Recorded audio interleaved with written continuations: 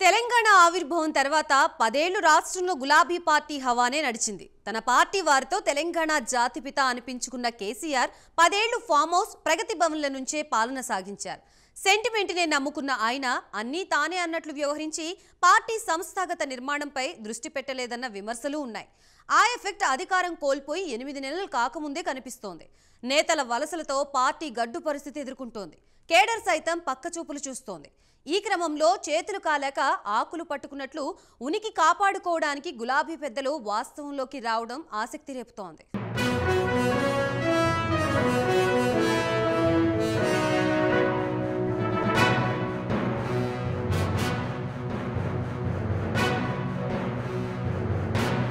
తెలంగాణ అంటే బీఆర్ఎస్ అంటే తెలంగాణ అని 10 ఏళ్లు అధికారంలో ఉండి తిరుగులేని ఆధిపత్యం కొనసాగించారు గులాబీ నేతలు. పవర్లో ఉన్నంతకాలం అయితే ఫామ్ హౌస్ లేకపోతే ప్రగతి భవన్ అన్నట్లు వన్ మ్యాన్ షో చేసిన మాజీ ముఖ్యమంత్రి కేసీఆర్ సెక్రటేరియట్ ముఖం చూడ్డానికే ఇష్టపడలేదు. పార్టీకి తన ఫేస్ వాల్యూ చాలన్నట్లు వ్యవహరించిన ఆయన పార్టీ సంస్థాగత నిర్మాణాన్ని అస్సలు పట్టించుకోలేదు. పక్క పార్టీల నుంచి బలవంతంగా ఎమ్మెల్యేలను చేర్చేసుకుని తిరిగి సిట్టింగుల పేరుతో వారికే టికెట్లు ఇచ్చి ముందు నుంచి పార్టీలో కష్టపడిన వారికి అవకాశాలు లేకుండా చేశారు.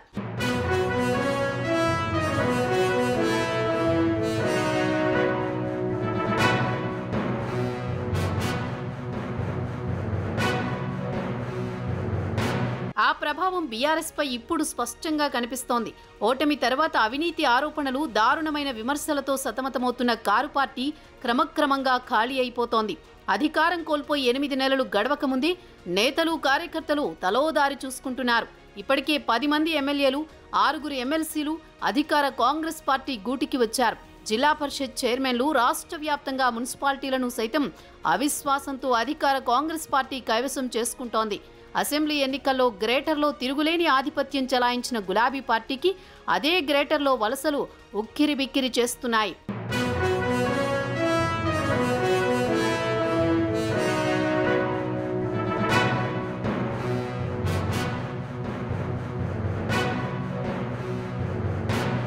జాతీయ పార్టీలను ఎదుర్కోవాలంటే ప్రాంతీయ పార్టీలకు పెద్ద సవాలే.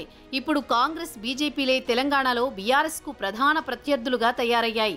2 పార్టీలు కలిసి బీఆర్ఎస్ విలీనంపై బంతాట ఆడుకుంటూ ఆ పార్టీ ఉనికినే ప్రశ్నార్థకంగా మారుస్తున్నాయి. బీజేపీలో బీఆర్ఎస్ విలీనం జరుగుతుందని ముఖ్యమంత్రి రేవంత్ రెడ్డి జోస్యం చెప్పేశారు. కేసీఆర్ గవర్నర్గా, కేటీఆర్ కేంద్ర మంత్రిగా, హరీష్ రావు అసెంబ్లీలో ప్రతిపక్ష నేతగా ఉంటారంటూ వారికి కొత్త పదవులు కూడా కట్టబెట్టేశారు.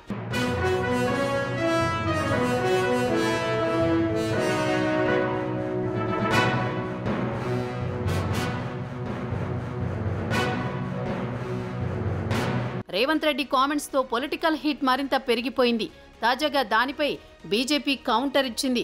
బీఆర్ఎస్ కాంగ్రెస్ లోనే విలీనం కాబోతోందని కేంద్ర హోంశాఖ సహాయ మంత్రి బండి సంజయ్ బాంబు పేల్చారు. బీఆర్ఎస్ అవుట్డేటెడ్ పార్టీ, ఆ పార్టీ ఎమ్మెల్యేల అవసరం కాంగ్రెస్ కే ఉందన్నారు. పనిలో పనిగా ఆయన కూడా కేసీఆర్, కేటీఆర్ కవితలకు కాంగ్రెస్ లో కొత్త పదవులు సృష్టించేశారు.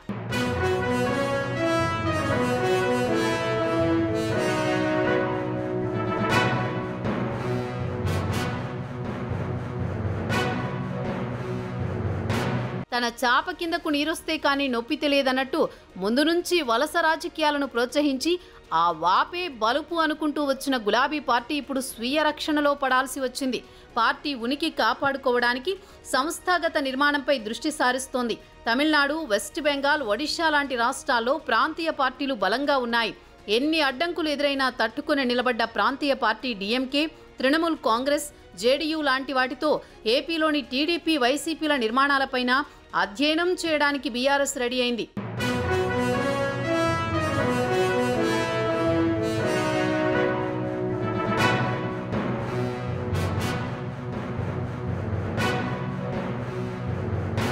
సదరు ప్రాంతీయ పార్టీల పనితీరును పరిశీలించేందుకు బీఆర్ఎస్ రాష్ట్రాల పర్యటనకు సిద్ధమైంది.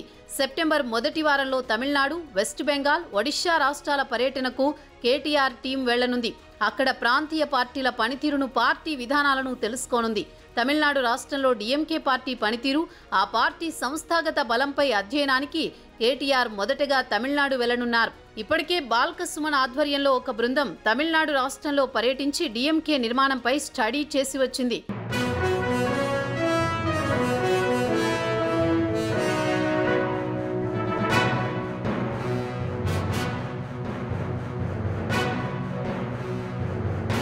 75 ఏళ్లుగా తమిళనాడు రాజకీయాలను డీఎంకే శాసిస్తోంది. అక్కడ జాతీయ పార్టీల ప్రభావం నామమాత్రమే. అన్నాడీఎంకే వర్సెస్ డీఎంకేల మధ్యే తమిళ రాజకీయం నడుస్తోంది. ఆ క్రమంలో డీఎంకే ఎత్తుపల్లాలు ఎలా అధిగమిస్తూ వచ్చింది అని తెలుసుకునేందుకు బీఆర్ఎస్ ఆసక్తి చూపిస్తోంది. అందుకే కేటీఆర్తో పాటుగా 10 మంది బృందం తమిళనాడు రాష్ట్రంలో పర్యటించనున్నారు.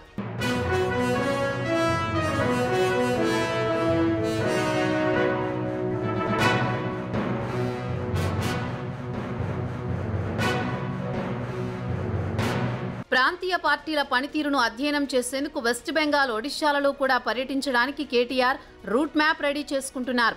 ఆ పర్యటనలు అయిపోగానే ఆగస్టు లేదా సెప్టెంబర్ నెలలో గ్రామ స్థాయి నుండి రాష్ట్ర స్థాయి వరకు కొత్త కమిటీల ఏర్పాటు చేసుకుంటామని కేటీఆర్ అంటున్నారు. ఉద్యమ పార్టీగా చెప్పుకునే బీఆర్ఎస్ 2014లో అధికారంలోకి వచ్చిన తరువాత పార్టీ నిర్మాణంపై దృష్టి సారించకపోవడం వల్లే ప్రస్తుత దుస్థితి తలెత్తిందని సొంత పార్టీ నేతల నుండే విమర్శలొస్తున్నాయి.